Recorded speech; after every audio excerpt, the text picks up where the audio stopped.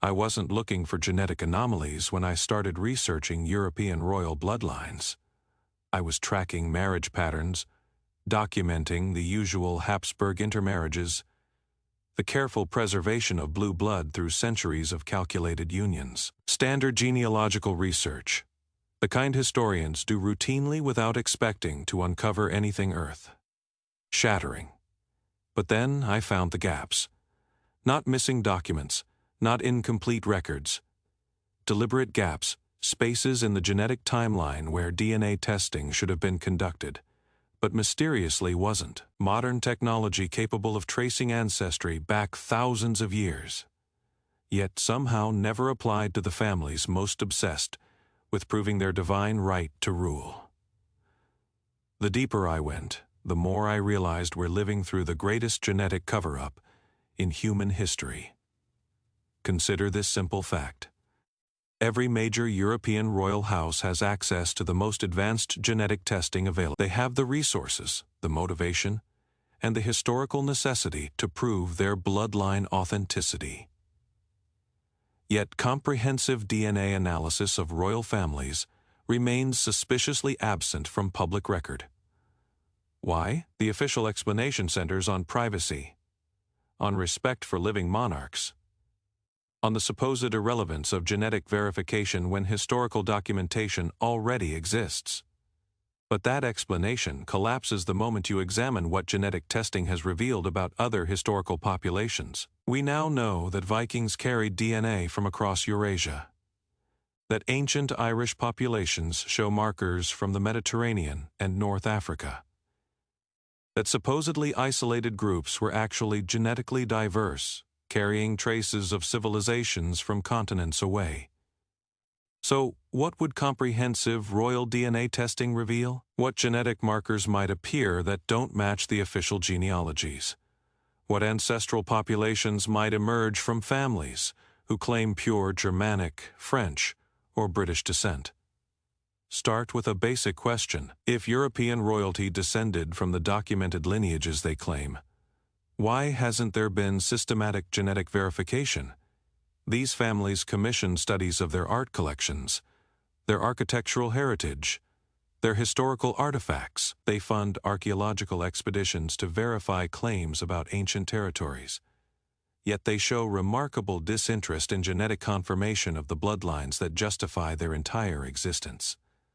The silence becomes deafening when you realize what DNA testing could definitively prove or disprove. Claims of divine bloodlines, assertions of racial purity, the entire mythology of aristocratic superiority based on inherited genetic characteristics.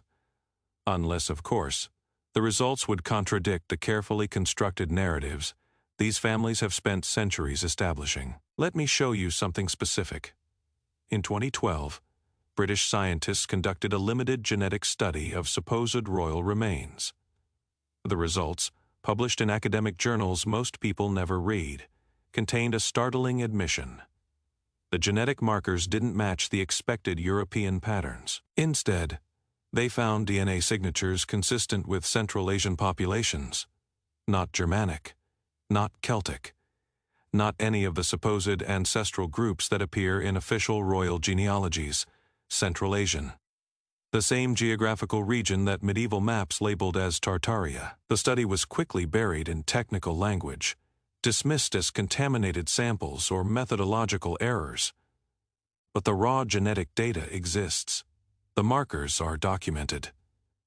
The connection to Central Asian populations is undeniable, and it is not isolated to British royalty. Similar studies conducted on continental European royal remains show the same pattern.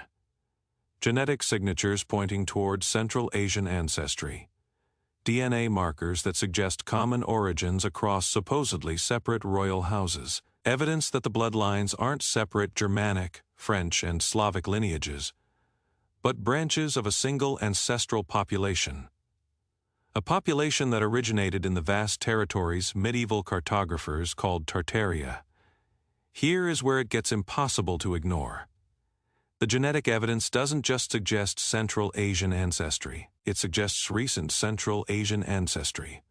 not ancient migrations from thousands of years ago, but genetic connections to populations that existed within historical memory. DNA analysis can distinguish between ancient ancestry and recent mixing. The royal genetic markers suggest recent connection to Central Asian populations, not prehistoric migration patterns. Recent, as in the 1600s and 1700s.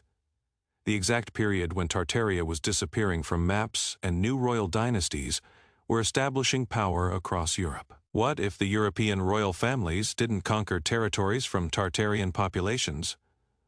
What if they were Tartarian populations? Relocating, rebranding, creating new identities as the old empire collapsed or was destroyed.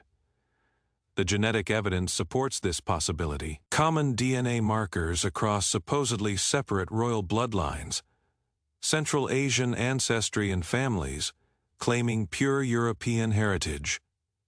Recent genetic mixing that coincides perfectly with the historical period of Tartarian disappearance and European royal consolidation.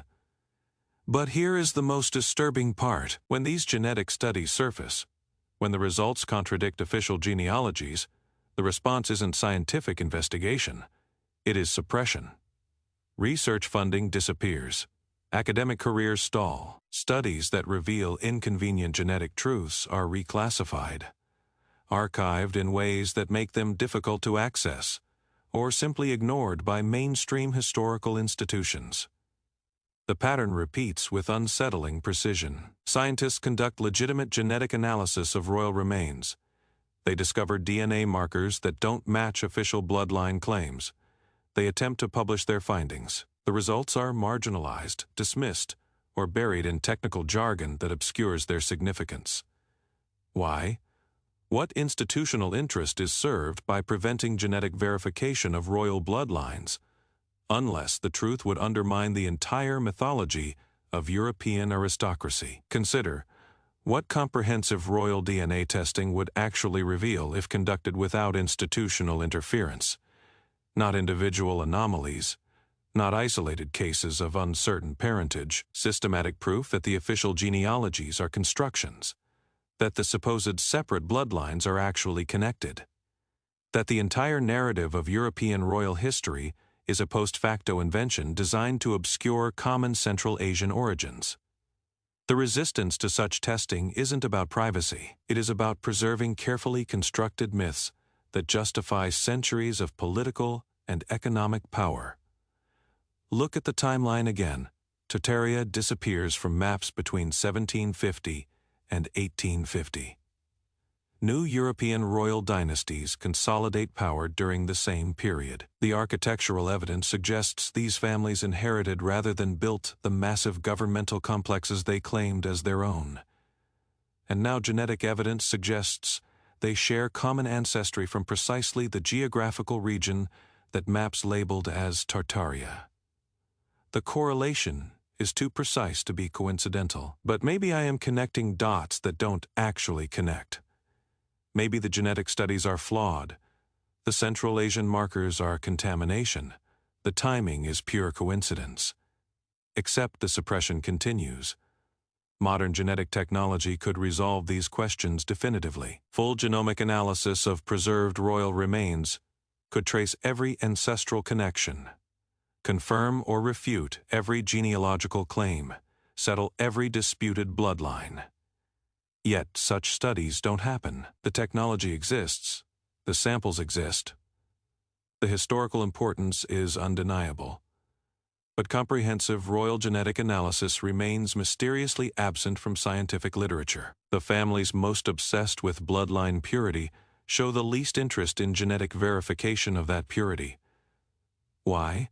Here is what keeps me awake at night. If European royalty descended from Tartarian nobility, if the architectural inheritance we've documented in previous investigations was accompanied by genetic inheritance, what knowledge was transmitted along with the bloodlines? We've established that Tartarian technology exceeded what conventional history attributes to the 18th and 19th centuries.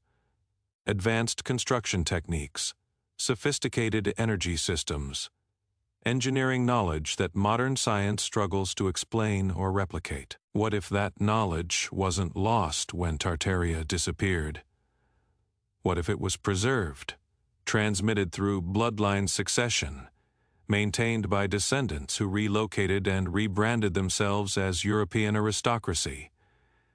The genetic evidence suggests this possibility. Common ancestry among families who supposedly developed independently across different regions. DNA markers pointing toward populations with documented advanced technological capabilities. Recent genetic connections that coincide with the period of massive architectural inheritance we've already investigated. What if the European royal families aren't just inheriting Tartarian buildings? What if they're inheriting Tartarian knowledge, Tartarian technology, Tartarian understanding of systems we've forgotten how to operate? It would explain the architectural mysteries, why buildings from that period demonstrate engineering capabilities that supposedly didn't exist, why the construction techniques were quickly abandoned rather than improved upon, why modern attempts to replicate the achievements fail. Despite superior theoretical knowledge, the knowledge wasn't theoretical. It was bloodline knowledge transmitted through genetic and cultural inheritance, held by families who understood the systems because they descended from the people who built them. But bloodline knowledge dies with bloodlines. If you are hiding your genetic ancestry, if you are suppressing research into your actual genetic heritage, if you are preventing investigation into the populations you actually descended from, then you are also cutting yourself off from the knowledge those populations possessed. The genetic suppression isn't just about hiding political legitimacy. It is about preventing the recovery of lost technological knowledge. Think about what this means for modern science. We're told we're living in the most advanced technological period in human history, that every generation improves upon the last. That progress is linear and inevitable. But what if we're actually living in a dark age? What if the technology we've lost, the systems we can't replicate, the engineering knowledge that died with the genetic lines that carried it, what if all of that was superior to what we possess today? The royal DNA results they'll never release aren't just about bloodlines. They're about the deliberate severance from advanced knowledge, the systematic forgetting of capabilities that once existed, the transformation of functional technology into inexplicable monuments. We're genetic orphans cut off from our actual ancestry, prevented from accessing the knowledge our bloodlines once carried, struggling to rediscover what was once common understanding among populations. We're not allowed to acknowledge. The deepest suppression isn't political. It is technological. The greatest cover-up isn't about who ruled where. It is about what knowledge was lost when the bloodlines were hidden, what capabilities died when the genetic connections were severed.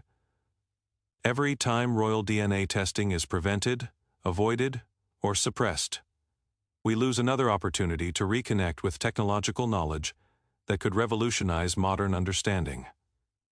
The royal families know exactly what they're hiding, and they've decided that preserving their constructed identities is more important than recovering the advanced knowledge their actual ancestors possessed. The DNA results exist. The technology to analyze them exists. The knowledge to interpret them exists. What doesn't exist is the institutional willingness to ask the questions those results would answer. And that silence, that deliberate ignorance, that systematic avoidance of genetic truth, might be costing us access to technological capabilities we can barely imagine. But there is something else the genetic evidence reveals. Something that makes the suppression even more urgent from the perspective of those controlling the narrative. The royal bloodlines aren't just connected to Central Asian populations. They're connected to populations that exhibited physical characteristics we're not supposed to acknowledge existed. Remember the giant skeletons we've documented in previous investigations? The systematically buried archaeological evidence of human populations averaging 8 to 10 feet in height. The photographic records of extraordinarily tall individuals serving in administrative roles throughout the 1800s. Genetic analysis could definitively prove whether these populations were related to modern royal bloodlines. DNA markers could establish whether the architectural scale we've documented, the oversized doorways and impossible proportions, were actually designed for genetically distinct human populations. And if that connection exists, if royal DNA contains genetic markers associated with populations of exceptional size and technological capability, then we're not just looking at hidden ancestry. We're looking at hidden human diversity, deliberately erased from scientific record. The suppression makes perfect sense from this perspective. Proving genetic connection between European royalty and technologically advanced populations of exceptional physical size would shatter multiple foundational narratives simultaneously.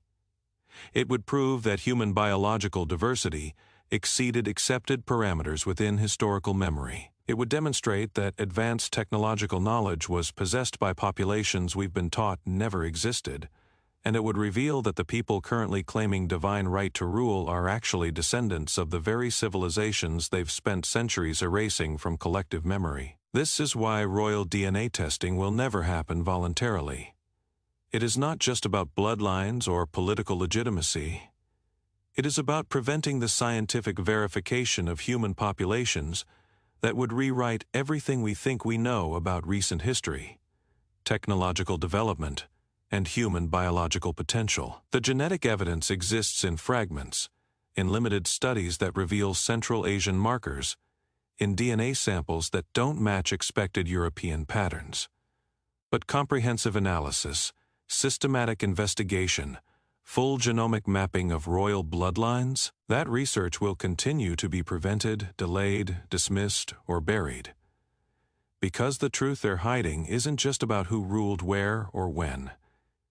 It is about what humanity was capable of before the reset, before the genetic connections were severed, before the knowledge carriers disappeared from official record. Every sample collected, every test avoided, every study buried represents another lost opportunity to reconnect with capabilities that once defined human potential. The genetic keys to understanding atmospheric electricity, harmonic resonance architecture, and construction techniques that modern engineering cannot replicate remain locked in bloodlines that refuse to acknowledge their own heritage. And they know it. The institutional resistance isn't accidental. When genetic research funding disappears overnight, when promising studies are suddenly reclassified or archived beyond public access, when scientists asking the right questions find their careers mysteriously stalled, we're witnessing active suppression of knowledge that could transform human understanding. The technology exists right now. The samples exist in museums and royal collections. The questions are clear and answerable. What doesn't exist is the institutional will to seek answers that would shatter comfortable lies about human history, technological development, and the true capabilities of populations we've been taught to forget. Every day, this research is delayed. Every test that is avoided, every sample that remains unanalyzed. We lose ground in recovering knowledge that could revolutionize everything from energy systems to architectural engineering. The bloodlines remember, even if the families have forgotten. The question isn't whether royal DNA testing would reveal Central Asian ancestry. The question is whether we're ready for what that ancestry would teach us about the world we actually inherited.